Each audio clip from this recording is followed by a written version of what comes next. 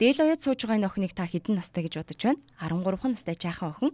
Тэгсэн хэрнээ бүр одоогоос 2 жилийн өмнө гэхээр 11 наснда дээл уяад сурсан байх нь байна. Одоо бүр цагаан сарын дээлний захиалга аваад төрөл бүрээр нь ойж байна. Өнөөдөр харин бүжгийн хувцас уяад сууж исэн. Түүнийг инрэл гэдэг. Ээж нь мэрэгжлийн уядалчин хүн байдгийн байна. Анх ээждээ тусалж байсан охин одоо өөрөө дээлээ эсгэн, оюун тов шилбийг нь хадна, бүгдийг нь бие дааж хийдгийм байна. Дээл уяхаж ажиллагаа шаарддаг хэцүү байдаг зүйл нь бол цах байдаг гэд хэвлүүхэн ярьж байна лээ.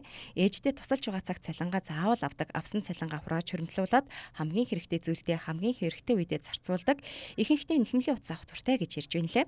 Сурсан бүхэн эрдэм гэдэг дээл уяад сурсан байхад мөнгөнд тэмнэлттэй байдаг. Зах гараа дурын материал аваад өөртөө хүссэн дээлээ ойчих нь, бусдад дээл уяад бэлгэлчих нь, за бусдын захиалга аваад дээлийг нь ойж өгөөд мөнгөтэй болно гэд амьдралд их хэрэг болдог шүү гэд инрэл охин үе тэнгийнхэнтэй захиж ярьж байсан юм а.